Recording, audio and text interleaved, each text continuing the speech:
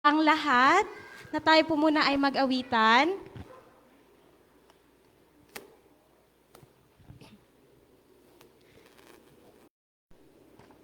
Awitin po natin ang sa may hymn number 11, 1-1, Wake the Song. Pero bago po yun, tayo po muna pala ay yung sa ating panalangin. Let's pray. Ama naming banal, nandiyan ka po sa katas-taasan ng malangit, pinupuri ka po namin tinadakila. Panginoon, kami po ay nagpapasalamat sa magandang araw ninyo pong pinagkaloob sa amin. Dalangin po namin na sa aming pag-aawitan, ikaw po ang siyang mabigay sa amin ng heavenly voices sa mga pagdataas po ng iyong dakilang pangalan. Ang iyong presensya po, Panginoon, nawa ang siyang palaging sumaamin. Ito po aming hiling sa pangalan ni Jesus. Amen. For our first song, let's sing Wake the Song and hymn number 11, Wake the Song.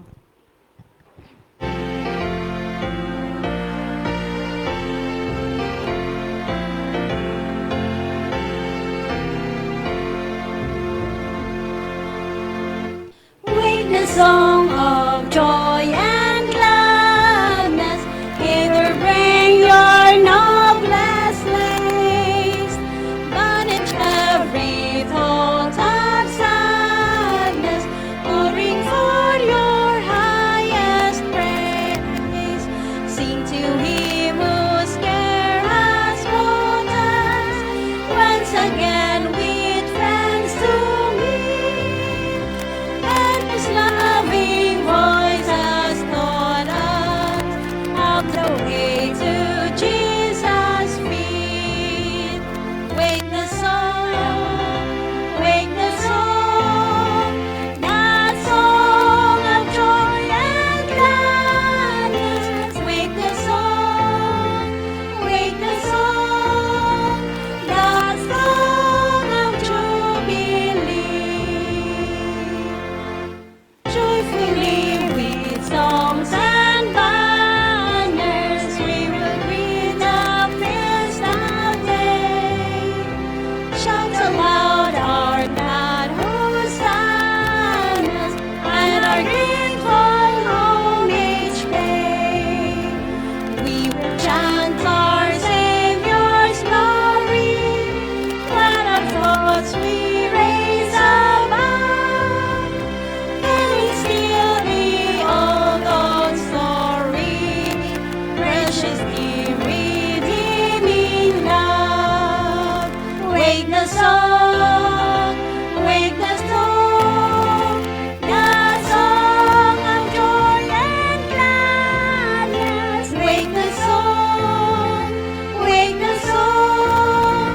the song of jubilee. Thanks to thee, O Holy Father, for the mercies of thy year.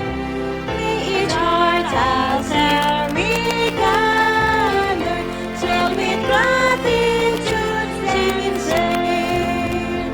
Thanks to thee, O loving Savior, for redemption through thy blood. Put upon us, Holy Spirit, sweetly draw us near to God. Wake the song, the song of joy and gladness. Wake the song, the song of jubilee.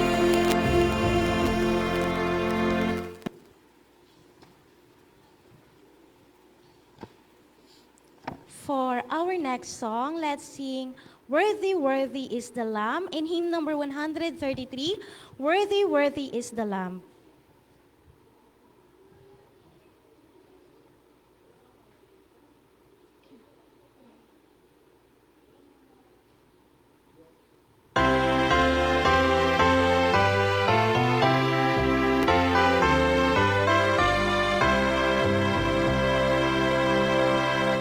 Worthy, worthy is the Lamb. Worthy, worthy is the Lamb.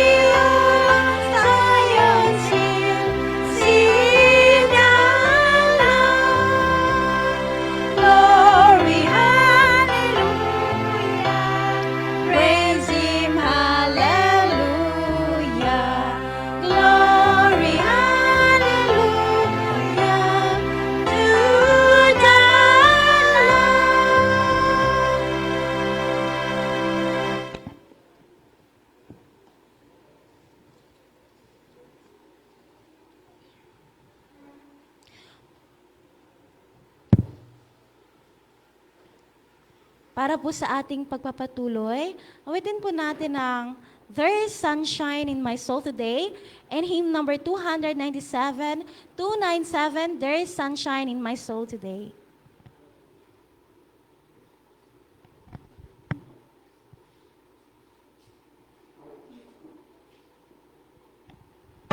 Inihan ko pang lahat na tumayo.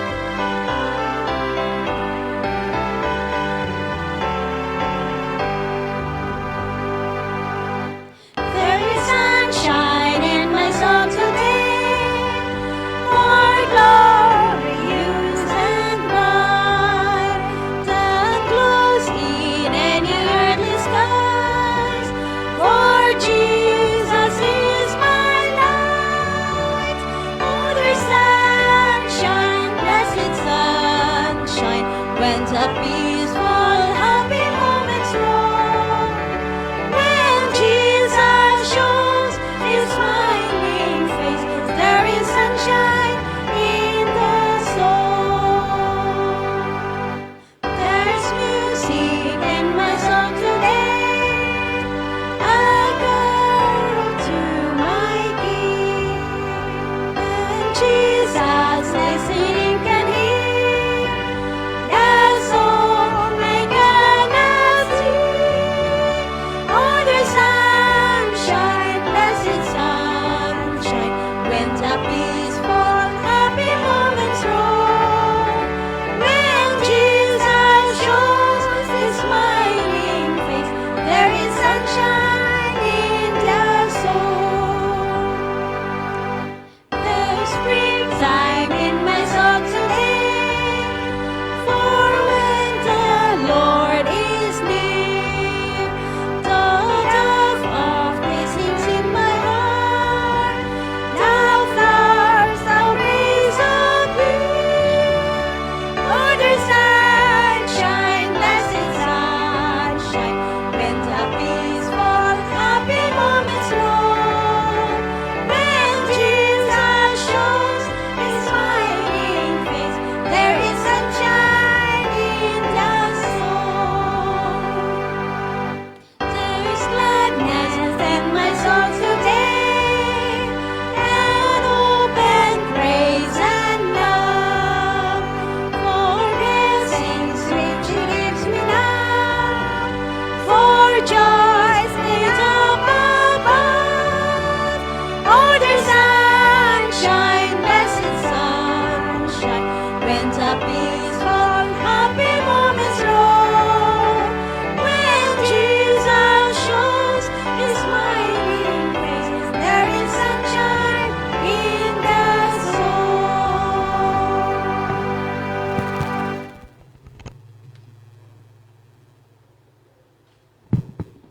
Tayo po ay lumuhod para sa ating panalangin. Dakila namin Diyos na makapangyarihan sa lahat. Maraming salamat po Panginoon sa pagkakataong ito sa buong sanlinggo namin pagpapagal. At iyo kaming iningatan o Diyos.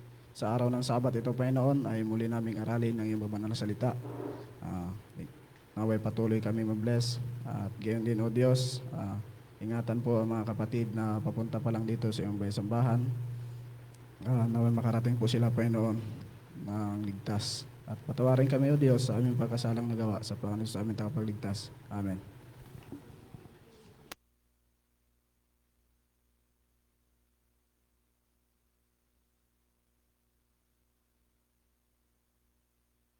Happy Sabbath sa ating lahat, mga kapatid. God is good. All the time. Amen.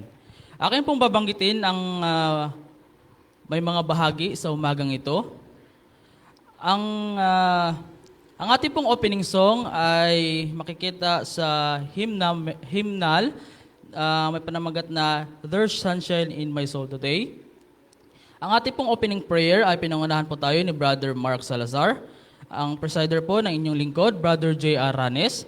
Welcome remarks naman po na ibabahagi sa atin ni Brother Albino Mascardo. Mission Spotlight naman, susunod ito ng Mission Spotlight ni Sister Margie Piloton. Musical offering naman na manggagaling po sa Siksikan Central Church.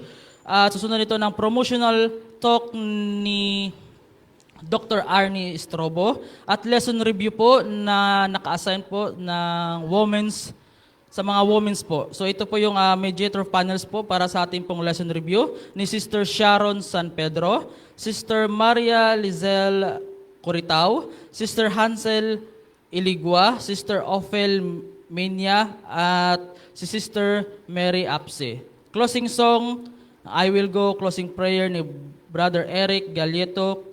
Ayun lang po yung ating pong pagkakasunod-sunod sa ating pong programa sa umagang ito at isunod na po natin ang welcome remarks ni Brother Albino Mascardo.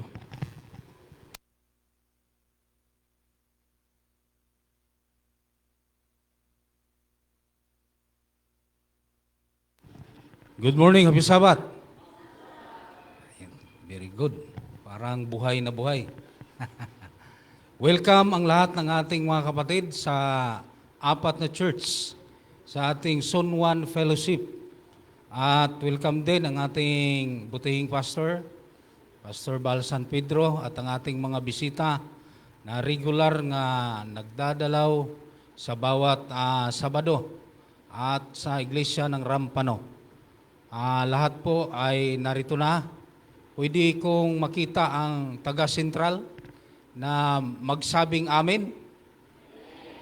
Oh, dami. Oh. Basta-basta sentral yan eh. Ang taga-Macedonia. Parang tatlo pa lang yata. Yung taga Golden Valley. Ayos, okay. Siyempre naman ang ating mga taga Rampano. Rampano Church. Maliit na lang, mahina. Ating ulitin, Rampano. Very good. So, tayo'y abalang-abala. Ang Rampano Church ay abalang-abala sa paghahanda. Huwag kayong mag-alala kasi nagkatay kami kanina ng madaling araw. May kinatay kami. Huwag na kayong mag-alala sa pananghalian.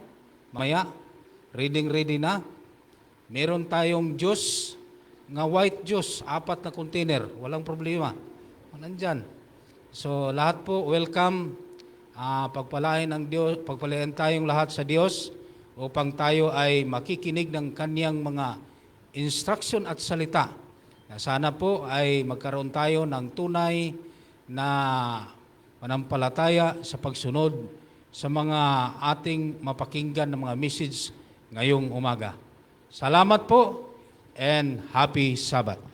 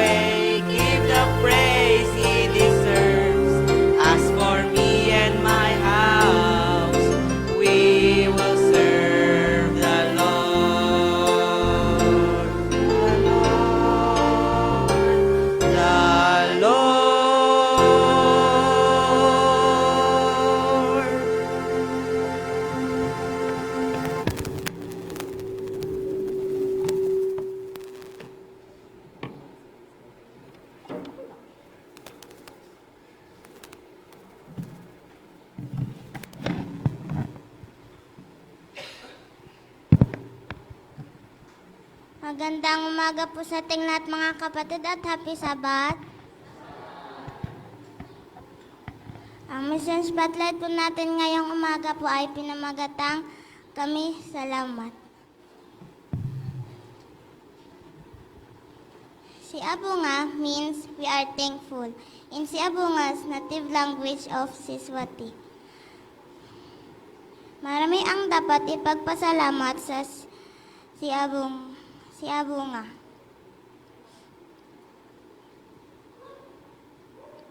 Partikular na ang katotohanan na ipinatawag siya ng kanyang ina para makipag-chat noong alas 8 ng isang gabi. Kagagaling lang ni nanay mula sa trabaho bilang manager sa isang financial company sa Eswatini.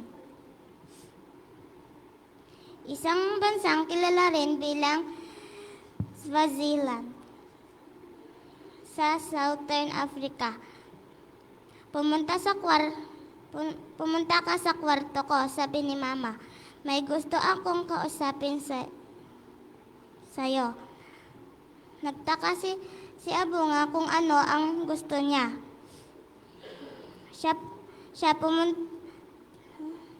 Siya pumunta sa kanyang kwarto. Nakahanap ako ng lugar. At sa tingin ko, ito ang tamang lugar para sa'yo, sabi ni nanay. Pagkatapos ay naintindihan ni si Abunga ang gustong pag-usapan ni nanay. Naghahanap siya ng mapag-aaralan. Sinabi ni nanay na nagtanong siya sa isang kaibigan sa katrabaho para sa payo sa isang universidad. Inirekomenda ng kaibigan ang Solusi University sa Zimbabwe. Mga 500 milya o 800 kilometro ang layo. Si Abunga ay handang pumunta. Sinabi niya kay nanay, subukan natin ito at tingnan natin. Sa kanyang unang katapusan ng linggo sa Sulusi, nagulat siya nang makitang nagsisimba ang mga tao noong Sabado. Bakit ka nagsisimba sa Sabado? Tanong niya. Ganitong ginagawa ng mga Adventista ang mga bagay, sabi ng isang estudyante. Ang mga Adventista ay nagsisimba tuwing Sabado, sabi ng isa pa. Hindi sila pumupunta tuwing Linggo. Hindi sanay si Abunga na magsimba sa anumang araw ng Linggo, pero pumunta siya.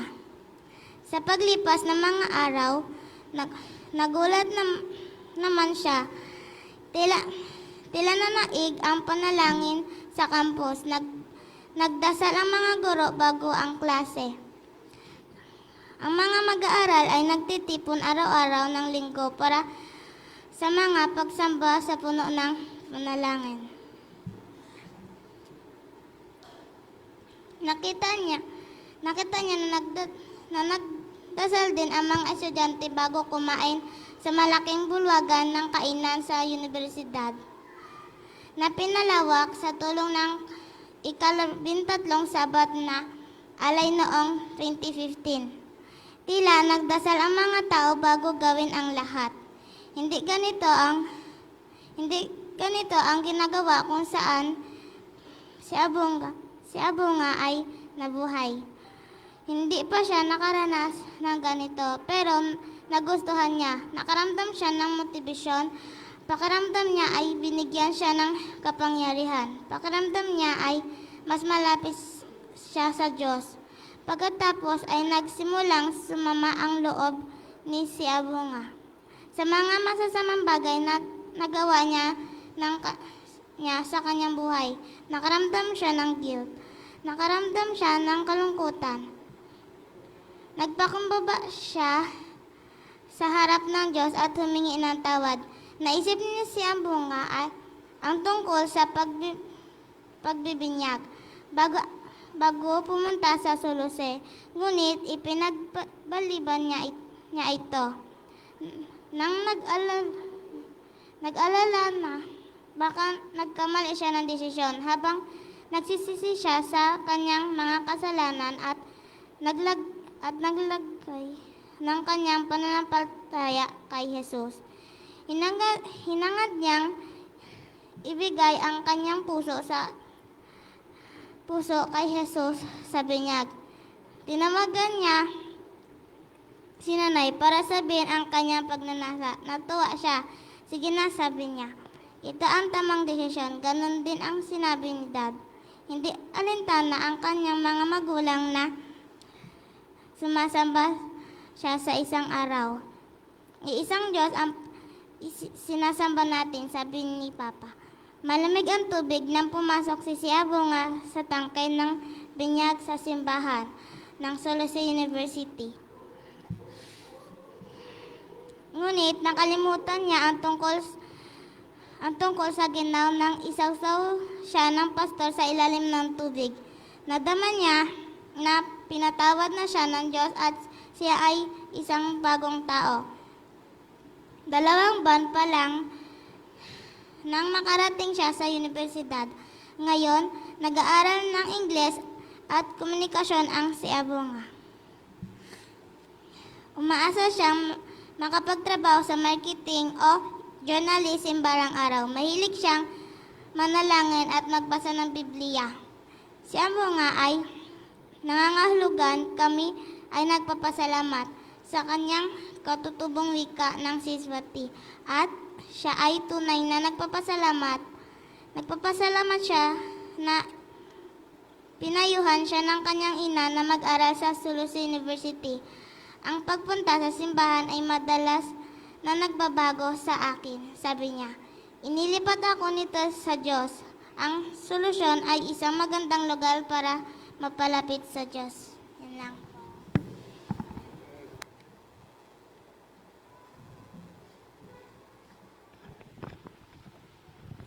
Isunod na po natin ang musical offering na manggagaling po sa Rampano Church.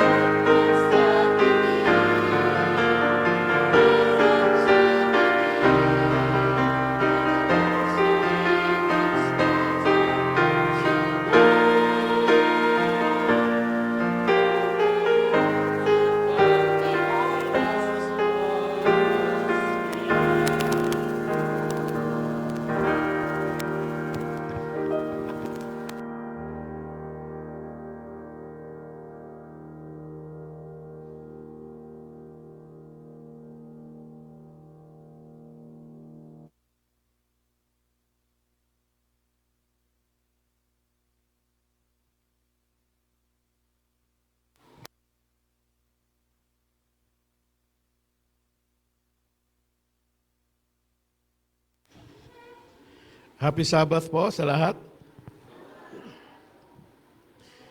Actually, mga kapatid, isa yata sa pinakamalaking relihiyon dito sa Siksikan ay ang Seventh-day Adventist, no? Kasi ang Catholic, isa lang po yung church nila eh. Sa atin, sa buong Siksikan, apat na church na po tayo. So, luging-lugi yung Roman Catholic sa atin, no? By the way, guys, today pala, gusto ko lang i-reiterate ito na gusto ko lang i-congratulate pala yung ating isa sa mga youth leaders dito sa Rampano Church na gumraduate, no? Actually, Brother June, in-invite ako niya nung June 9, tiningnan ko. Sabi niya, Dok, kung may time kayo, 3 o'clock pataas, ay iniimbitahan ko po kayo. Okay, sabi ko, pero ang problema, sa time na yon ay medyo wala tayo sa Palawan. Nagliliwaliw tayo. Sabi ko, pagbalik ko na lang kasi 3 o'clock onwards, ibig sabihin kasama pa rin ito ngayon, di ba? Ito pa yung handa nyo ngayon, di ba? O, mamaya tama yung sabi ni Bradjo na may kinatay siya. Anyway, excited na po tayo dyan. Mga kapatid, alam ko na kayong mga kabataan ay may mga pinapanood na mga film eh. At isa sa mga sikat na film na napanood nyo, actually ako na-read ko rin ang book nito, is yung The Pirates of the Caribbean. Diba? Kilala nyo si Jack Sparrow. Now, si Jack Sparrow ay meron siyang compass. Ang compass niya is nagsasabi kung saan ka, kung ano ang mga gusto mong bagay. Ibig sabihin, nagpo-point siya kung ano ang pinakagusto mo. For example, treasure. So, nagpo-point yung compass na yon, Brother John, doon sa treasure, no? Ano ba yung treasure na sinasabi? For example, ang treasure mo ay gold. Ipo-point niya yon. For example, ang treasure mo is a person or somebody na gustong-gusto mo. Pinupoint ng compass. But there was a problem in the Jack Sparrow story. May problema sila kung bakit ang compass ay kapag hinahawakan ni Jack Sparrow ay walang pinupoint. Ikot lang siya ng ikot. Why? Because Jack Sparrow himself was a very conceited person. Self-centered siya masyado, na ang alam niya, ang gusto niya lang, yung kanyang sarili. Now, marami sa atin na hindi natin naintindihan yan, pero bakit itong mga bagay na to ay may mga sinasabi tayo pero hindi natutupad dahil pala ang ating gusto ay ma-promote lang yung ating sarili. That is why we invest too much on ourselves. Marami dyan na, marami nang naabot, mataas na naabot. But pag uwi nila sa bahay, malungkot pa rin ang buhay nila. Marami mga tao na nakakapag-travel na, pero pag uwi sa bahay, malungkot pa rin ang buhay nila. May kaibigan ako dito na may stable naman na trabaho, pero wala pa ring asawa. So, 42 years old na. Dapat pag uwi sa bahay, may pamilya na. Itago na lang natin sa pangalan na Gary. Okay. Yan kasi mga kaibigan, kung ano po yung gusto natin, sometimes, doon natin ini-invest yung ating time at ng ating effort. Kaya most of the time, kung gusto ng iba na magkaroon ng mataas na posisyon, grabe, parang ayaw na umuwi sa bahay, sa trabaho, nag-overtime na palagi na halos pinapatay na yung katawan. Subalit may kasabihan tayo na ganito. Kapag ikaw ay namatay, Brother John, di ba sa trabaho, pagkasunod na linggo, papalitan ka lang din nila doon sa pwesto mo. So, pinapatay-patay mo na yung sarili mo. Pag namatay ka sa trabaho, marami pong namatay sa trabaho, ha? Stress. Siguro iiyak, iiyak saglit yung iyong mga kasamahan, but pag nawala ka na, papalitan ka lang din. So, hindi pa rin masyadong maganda na ang focus talaga ng time ng ating i-invest talaga natin yung ating panahon, yung ating resources sa ating trabaho. Meron ding iba na invest too much sa education. Merong marami ng kurso, no? May 3 na ang kurso. Pag tinanong mo, anong kurso mo? Ang dami ng kurso.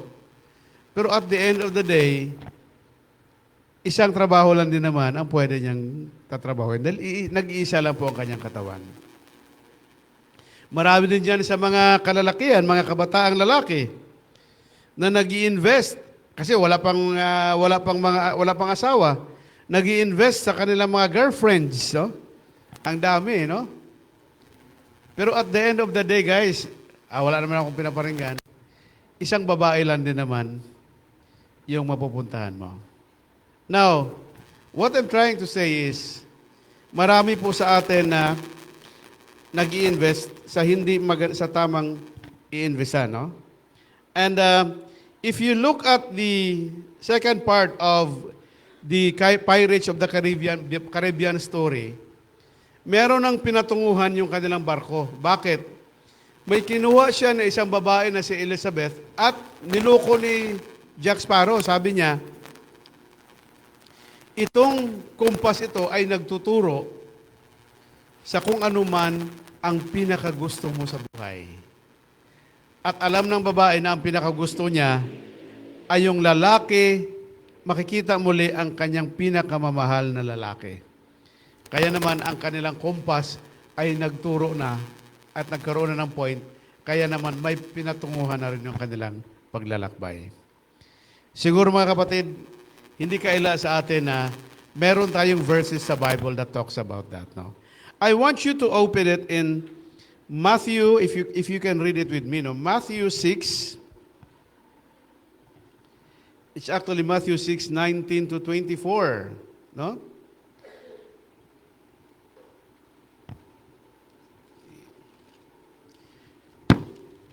Matthew 6:19 to 24. Ang sabi dito, una, 19.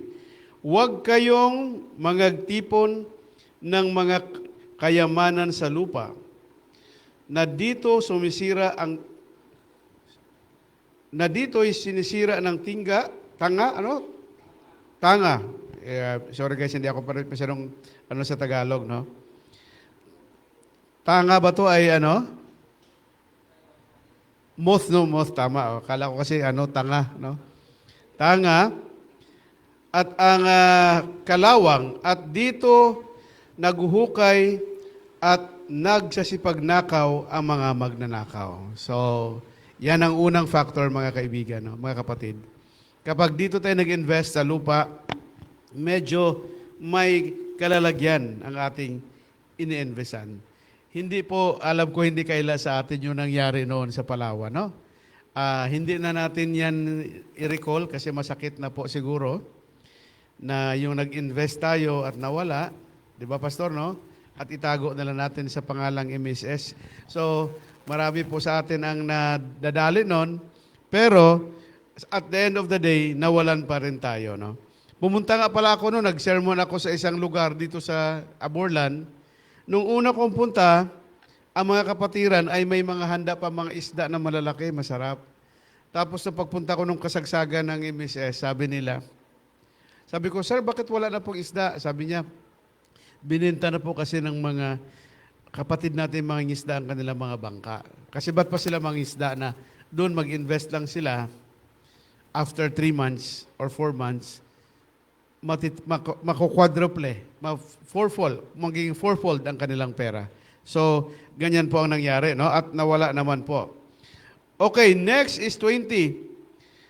Kung di magtipon kayo ng kayamanan sa langit, na doon hindi sumisira kahit ang tanga, kahit ang kalawang.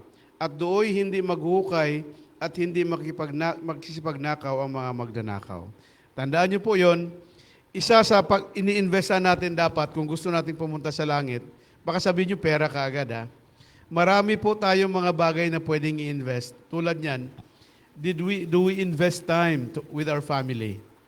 Marami sa atin na naging busy sa trabaho, pero nung panahon na may time na sila, ito sa mga magulang ha, nung panahon na nagkaroon na sila ng time para sa kanilang mga anak, ang kanilang mga anak naman ang walang time sa kanila. Nung panahon na gusto na nilang mag-spend ng time sa church, itong mga mga tao na kung noon pa narinig na nila ang salita ng Panginoon, ngunit dinideny nila ito. Nung gusto na nila maglingkod sa Panginoon, it's too late dahil naka-wheelchair na sila. Naalala ko tuloy yung lulo ko nung doon sila sa Balabac before, may nabaptize na isang matanda na dati siyang district supervisor ng DepEd. Nung binaptize po siya ay naka-wheelchair na. Anong sabi ng lulo ko? Kung ako ang Panginoon, Ilonggo yun sabihin ko lang sa Ilonggo, kung ako ang Ginoo, hindi ko na batuno na Kung saan pa nga hindi ka na makalakat, hindi ka na makaserbisyo, mag-Adventista ka. So, minsan ganun, no? They invested so much on other things, no? That when the time comes that they want to be with God, hindi na po nila kayang sumabay doon sa mga tao na naglilingkod sa Panginoon. Okay, then we will go to 21. Sapagkat kung saan man naroon ang inyong kayamanan, doon naman duroon ang iyong puso. Medyo lang ko kayo sa pasensya na nasanay ako sa English ng Bible. No? So kung saan daw inyong kayamanan, doon ang inyong puso. So mga kapatid, alam po natin na ang ating Panginoon ay may mga bagay na inihanda sa atin. At ito po ay tested and proven na po namin. No? Even sa mga bagay na hindi natin inasahan. Pag ibinigay mo sa Panginoon, and when the product comes, like for example, sinasabihan ko, Panginoon, pag umabot ng ganito po yung aming kikitain ay magbibigay po ako ng investment sa inyo. Maglalaan po ako ng investment sa inyo. So tinutuo ko po talaga guys, no? Kasi naging faithful din naman ang Panginoon. Pero sometimes natatakot tayo, lalo na sa mga mataas na masyado ang kita. Pero na-appreciate ko yung sinabi ng pinsan ko noon. Kasi sinasabihan siya ng mga kaibigan niya, Sel, okay lang yan kung ang iyong kita ay 100,000. 10,000 lang po yung iyong ibabalik sa Panginoon. O kung mag-invest ka, gawin mong 20,000, mababa lang po yon. Pero paano kung ang kita mo ay 10 million? Kasi meron siyang mga binibenta na mga heavy equipments, may mga sasakyan siya na binibenta. Paano kung ang kita mo 10 million? Di magbibigay ka ngayon sa Panginoon ng 1 million. Mukhang napakalaki naman. Sabi niya, let us put it this way, brothers and sisters. Sabi niya, paano kung hindi ibibigay sa akin ng Panginoon yung 10 million? Ay di wala akong may bibigay sa Kanya. Ibig sabihin, binabalik ko lang naman sa Panginoon ang dapat ibalik sa Kanya. That is why, sabi niya, I will invest my time. I will invest my effort doon sa pinapangako ng Panginoon. Kasi pag dito ako mag-invest, mawawala lang din. So mga kapatid, tandaan po natin na ang mga text natin, maraming sinasabi. May sinasabi pa dito na ang ating mata raw ay mahalaga, hindi tayo makapag-serve ng 2 masters. So yan lang po dapat nating tandaan. If you want to have the proper investment, mag-invest po tayo sa ating family, mag-invest tayo sa ating church, at mag-invest po tayo sa ating Panginoon. Kapag tayo ay nangako sa Panginoon, tuparin natin. Kapag tinupad natin ang pangako natin sa Panginoon, siya po ay patuloy na magbibigay sa atin ng biyaya. Sana po tandaan po natin ito habang tayo po ay namumuhay at patuloy na naglilingkod sa Kanya. That is my prayer.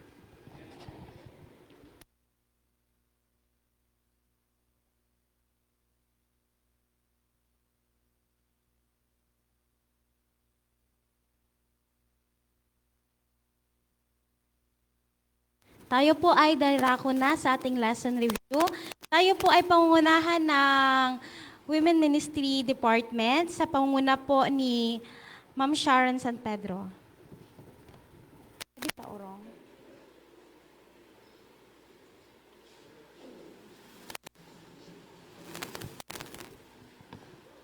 Then the chairs.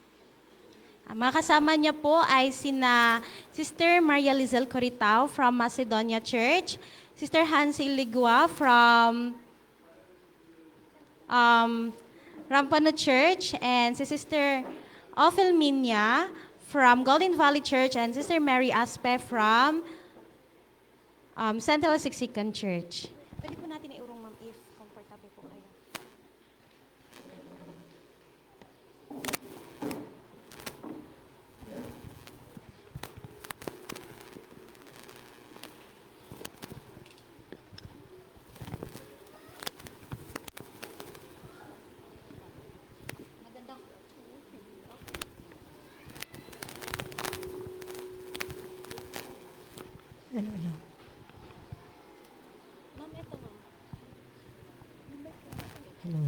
Hello.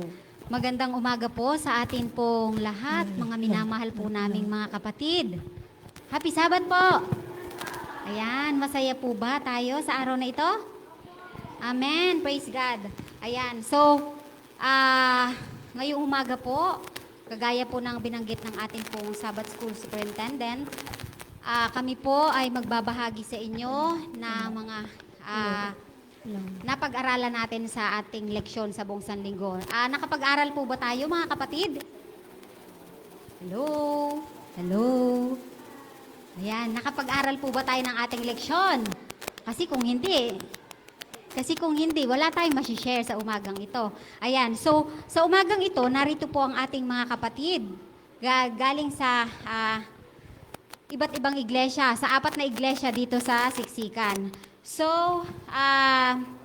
nais ko pong anyayahan na tayo po muna ay saglit na manalangin bago tayo po ay magpatuloy. Okay? Dakila at mapagpala naming Ama, Panginoon naming banal sa umagang ito, kami po ay magre-repaso ng leksyon. At hinihiling po namin na maranasan namin ang kapangyarihan at patnubay ng banal na Espiritu upang sa pagdidiscuss, papalitan namin ng mga kuro-kuro tungkol sa mga bagay na natutunan namin sa leksyong ito. Kami ay patuloy na magkaroon ng panibagong karunungan at lumago ang aming pananampalataya at pagtitiwala sa inyo. Marami pong salamat sa pagdinig sa aming panalangin sa pangalan po ni Jesus. Amen. Okay, hindi ko na po ipapakilala sapagkat sila po ay ipinakilala na bawat isa. So ngayon po ay nais ko na lamang pong basahin sa inyo ang title o yung ating leksyon sa buong isang linggo. Ayan, alam niyo po ba ang title? Pagtawid sa dagat na pula. Ayan, tanong ko, sagot ko, di ba? Okay, pero ngayong umaga po, dahil syempre kami po ay pare-pareho po kaming mga bago sa pagdadala ng leksyong ito. So, kami po ay mga kinakabahan. Kaya, samahan niyo po kami para maalis yung aming mga kaba. Huwag niyo po kami masyadong i-pressure, ha? Ayan. Okay, pagtawid sa dagat na pula at ang atin pong talatang sa uluhin ay masusumpungan sa Exodus 14, verse 13 and 14. Ang sabi po dito, sinabi ni Moises sa bayan, huwag kayong matakot, magpakatatag kayo. At masdan ninyo ang pagliligtas ng Panginoon na kanyang gagawin sa inyo ngayon. Sapagkat ang mga Ehipsyo na inyong nakikita ngayon ay hindi na ninyo muling makikita kailanman. Ipaglalaban kayo ng Panginoon at ang dapat lamang ninyong gawin ay manahimik. O, di ba napakaganda ng ating memory verse. So sana po ay limi-limiin natin ang bawat salitang iyan. Ayan. So ngayon po ibibigay ko ang pagkakataon sa atin pong panelist sa kanila pong pagbabahagi ng mga leksyon sa umagang ito. Unahin po natin dahil siya ang pinakamalapit. Okay, Sister Lizette.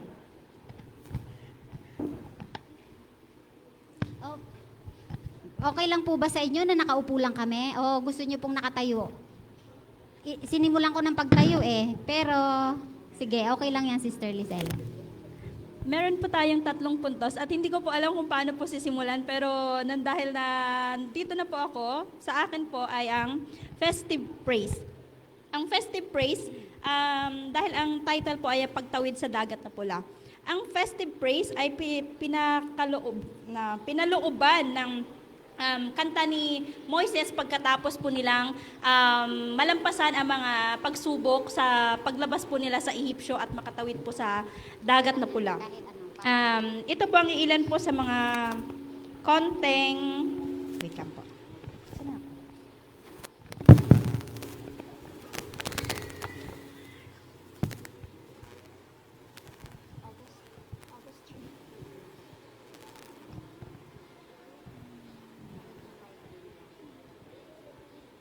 Okay.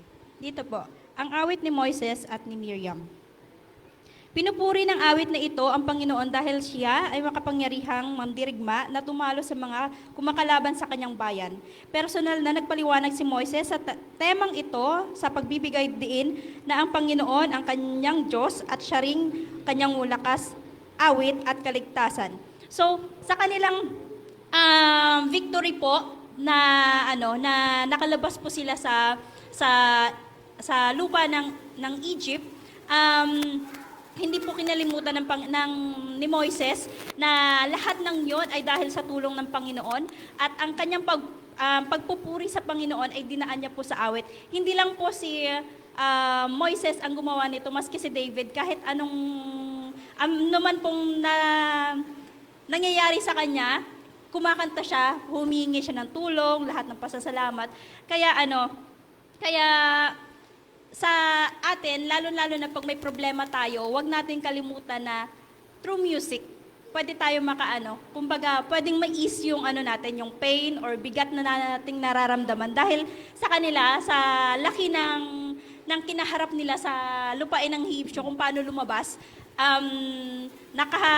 na-experience na rin nila yung 10 salot doon sa Egypt, pero sila, exempted sila doon dahil sila nga ay bayan ng Diyos. Kaya malaki talaga yung pasasalamat ni Moises yung panahon na yon at dinaan niya po sa pag-awit. Kaya po tayo ay lalong-lalo na, sinasabi ko nga po lalo na sa Macedonia, kapag kumanta tayo sa simbahan, dapat lalong-lalo ng mga kabataan, kumanta lahat kasi hindi lang yung pagpupuri sa Panginoon, yung pagdarasal, yung second service, kundi part din ng pag-worship natin sa Panginoon ay ang music. Yun naman po. Amen. Ayan, introduction pa lang yan mga kapatid ha. Okay, baka magtaka po kayo. Meron lang po tayong tatalakayin na 3 puntos. At sa pagtalakay natin sa 3 puntos na yan, meron po tayong ibibigay ng mga tanong sa atin pong mga panelist.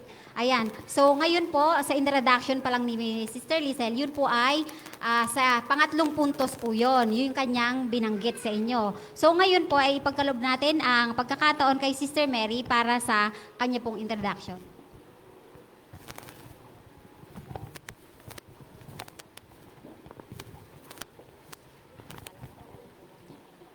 Magandang umaga po mga kapatid. Happy to see you all. Ayan. So, bagamat pinakilala, parang pang-alis ng kaba. I'm Sister Mary from Central Church, Central Siksikan. Okay. Yung punto po dito sa akin ay sabi ko, nagmadali ako, sagutin ko na kasi time is limited. Okay? So, ang sabi po dito, magpakatatag ka. Bakit paulit-ulit na sinasabi ni Moses at ng Panginoon through Moses, nga sabi magpakatatag ka dahil alam ng Panginoon, alam ni Moses na ang mga Israelita ay talagang lubhang mahina sila at ganoon din po sa atin. Kaya pinalahanan tayo nga maging matatag ka. Bakit sila dapat maging matatag? Dahil may kaharapin sila nga mga nakakatakot na mga bagay at ang kanilang buhay maaring masawi. Kaya pinalahanan, magpakatatag ka at makita mo ang pagliligtas ng Panginoon. Kaya sa bawat siya sa atin, magpakatatag tayo, makinig tayo upang malaman natin ang kwento o kasaysayan ng mga Israelita sa kanilang pagtawid at patungo sa lupang Kanaan. Amen, amen. Ayan, okay. Apo, okay. So ngayon po isusunod po natin, Sister Ophel. Meron po kayong ibabahagi.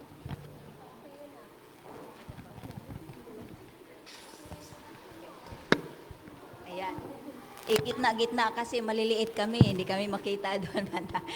Joke lang. Sino pong nag-aral sa atin ng lesson, mga kapatid? Pakitaas po ang kamay. Napakaganda po ang ating lesson. Di po ba?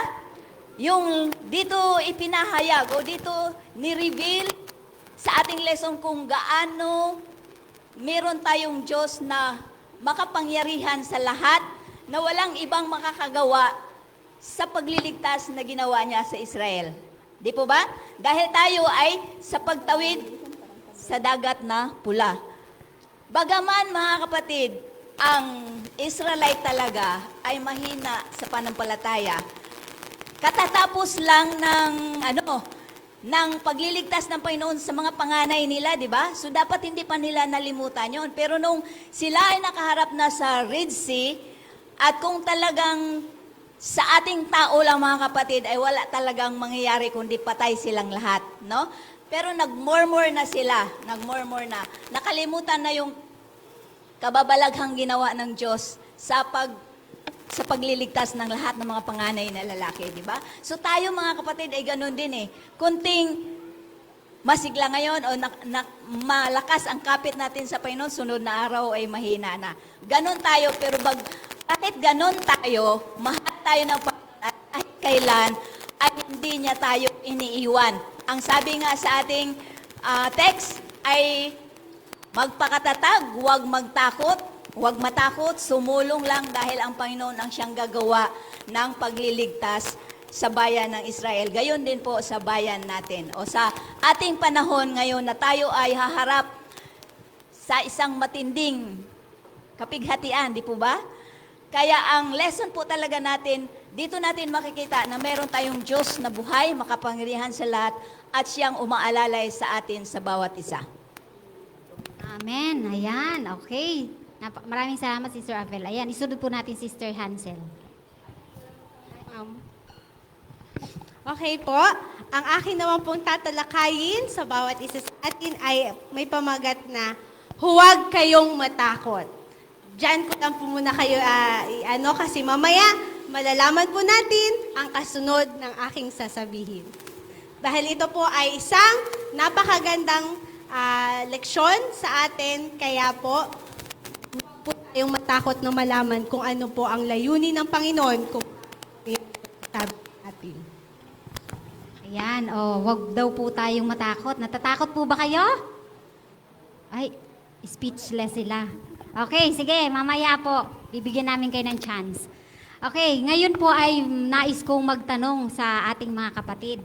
Ayan, Sister Mary, ikaw ang nais kong gustong sumagot sa aking katanungan ngayong umaga. Sapagkat, di ba, madalas tayo ay parang napakahirap magtiwala sa Panginoon, lalo na sa mga panahon na para bang yung nabasa natin yung pangako ng Panginoon, kilala natin ang Panginoon, pero pag dumarating yung mga pagsubok, para bang ang hirap magtiwala, di ba?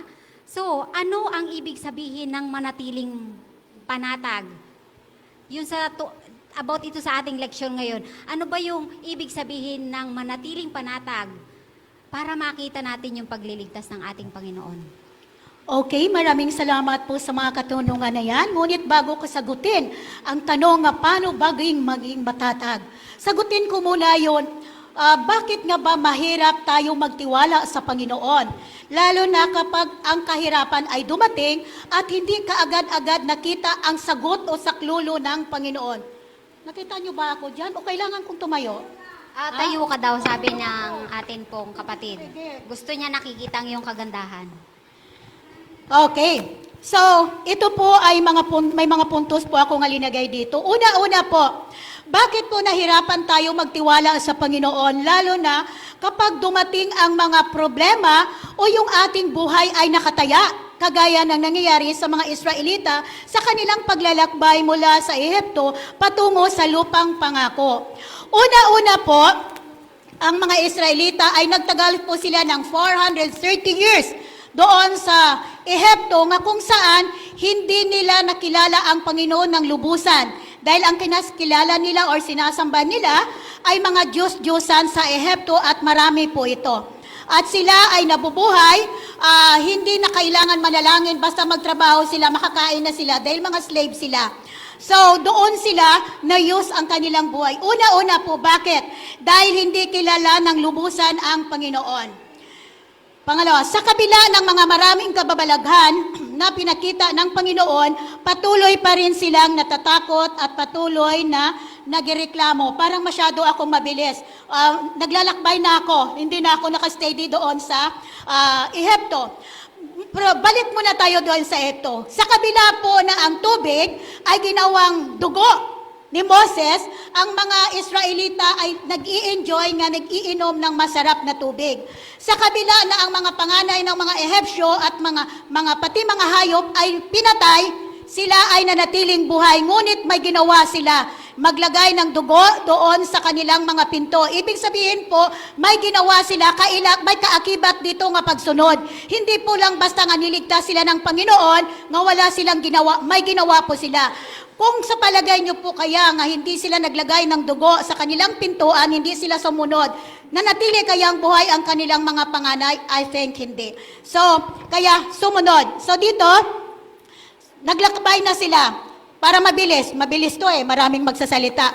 Naglakbay na po sila, ipinakita ng Panginoon ang mga kababalaghan. Ngunit madali po ito nilang makalimutan. Sa panahon ng kanilang paglalakbay sa araw, mayroong haliging ulap nga nagko-cover upang hindi sila mainitan. Sobra pa sa payong. Dahil kung payong ang kailangan, sobrang dami. Marahil ang payong hindi pa nauso sa panahon na yon. So, haliging ulap. At sa panahon ng gabi ay mayroong haliging apoy na nagliliwanag sa kanila. At sa panahon naman na wala silang maiinom, linagyan lang ng stick o kahoy yung tubig ng mara at ito ay naging matabang at nainom nila. So maraming mga kababalaghan ang ipinakita ng Panginoon upang ipadama sa kanila na hindi sila pinapabayaan ng Panginoon. Ngunit dumating ang isang pagkakataon na andyan na ang mga Ehebsyo, humahabol na sa kanila at nahandyan nakaharap sa harapan nila ang malawak na karagatan ng Red Sea. Ngunit bakit hindi pinatuyo kaagad ng Panginoon habang malayo pa ang mga Ehebsyo? So naandyan na yung kapa, malapit na lang. So syempre kahit sino, siguro kung sa ating kapanahunan, matakot din tayo. Huwag natin sabihin na matapang tayo dahil nagtiwala tayo sa Panginoon. May takot din tayo. So ano nang gagawin? So ano, sabi ng Panginoon kay Moses, itaas mo lang ang iyong tungkod at ang tubig sa dagat ay mahawi. At sila ay nagtawid sa dagat na pula na tuyong-tuyo, hindi sila nabasa. So, may ang Panginoon. Kaya sabi niya, masdan ninyo ang aking pagliligtas, maging panatag kayo, magtiwala kayo. So, kasi kung igagawin ng Panginoon kaagad, malayo pa, parang okay lang. Pero kung naandyan na, nakakatakot na. So, panay ang tawag sa Panginoon, panay ang tawag sa Panginoon. Kagaya din sa atin, palagi tayo tumatawag sa Panginoon kung tayo ay may problema. Pero kung walang problema, hindi natin alam kung nakakatawag pa tayo sa Panginoon. Pero palagi tayong pinalahanan nga maging matatag tayo, magpakatapat tayo at maging matapang dahil ang Panginoon ay kasama natin kahit napaalala din ni Propeta Isaias. So ito yung nakakatakot, kaya kahit sa atin din, matakot tayo, lalo na ang ating buhay ay nakataya. Bakit po? Hindi pa sila handa nga mamatay. Hindi pa sila handa nga mamatay. At dapat ay maiksi. Wala pa akong time? Okay. At dapat po ay ilang araw lang ang kanilang paglalakbay patungo sa lupang pangako. Ngunit sila ay tumagal sa pakaikot-ikot doon dahil ang kanilang mga ugali ay hindi pa ito nabago, nagmumurmur sila. So kailangan paalala po sa atin, paalala po sa atin, dahil sila po ay nagmumurmur, hindi pa nabago ang kanilang pang-uugali. Dahil wala pong makapasok sa lupang pangako doon sa lupa at ganoon din sa langit na bayan na inaasam-asam natin kung ang ating mga sarili din ay hindi pa rin nabago. Pala murmur tayo at dapat tayo.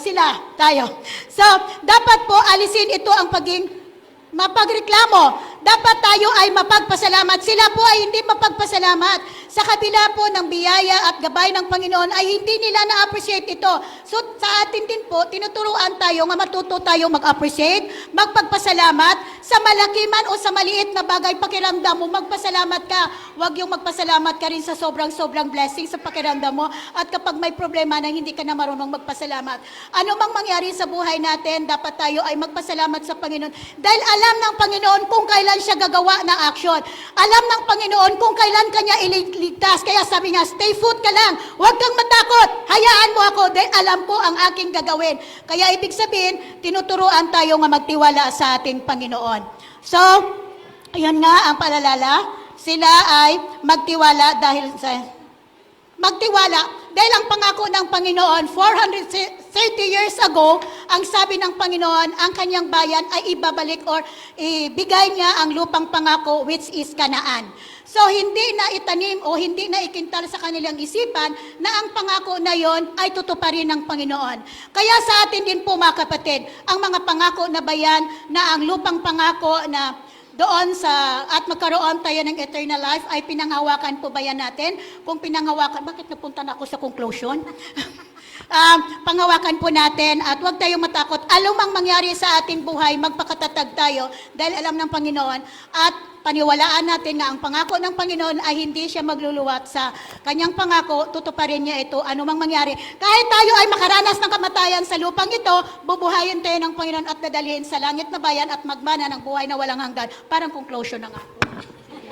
Ayan, maraming salamat, Sister Mary. Ayan, medyo na-excite si Sister Mary, di ba? Dahil nag-aral po siya ng leksyon, kaya marami siyang masasabi. Ayan. So, ang kanyang pong bahagi na diniscuss sa atin, na kung narinig po natin, is yung faithful consecration. Pagtatalaga, di ba? Tapat na pagtatalaga, which is, ang puntos na tinutumbok po doon ay yung sumunod, magtiwala, at manalangin. Di ba yung instruction ng Panginoon sa pagtatalaga, Sister Mary, di ba po? Ay sinasabi dito na tayo ay sundin natin yung utos, instruction ng Panginoon at gawin natin. So napakahalaga yung obedience kasi may instruction yung Panginoon, which is yun nga. Kasi ang tanong natin sa kanya kanina, paano maging panatag? Paano ka magiging panatag kung hindi mo alam? Oo. Kilalanin ang Panginoon Yes, sa buhay. Yes, nga tapat siya sa kanyang pangako, maging Amen. panatag tayo. Yes, yun lamang po. Napakasimple pala, di ba? Napakasimple lang. Magtiwala sa Panginoon at sumunod. Sumunod lang. Wala nang iba. Okay, next. Gusto ko pong tanungin ngayon. Ayan. Ito po ay, okay lang to. Kayang-kaya mo to, Sister Hansel. Ayan, ikaw ang tatanungin ko. So, dito, Sister Ophel. Ikaw na, okay lang, Sister Hansel. Unahin natin, Sister Ophel, para maganda yung salansa ng ating pag-aaral ngayong umaga. Ayan, si Moises ay sinabihan ng Panginoon na hindi lamang manalangin. Tama po, kundi sumulong siya. Ngayon, ang tanong, nakikipaglaban ba ang Diyos para sa atin? O hinahayaan niya tayong gumawa lang tayo? Okay, ang tanong ko sa iyo, ito, sagutin mo po ha. Paano mo malalaman kung kailan maghihintay at kung kailan gagawa ng aksyon? Medyo mahirap na yung tanong, Ma'am. Okay. Pero yung iba ay natakel na ni Sister.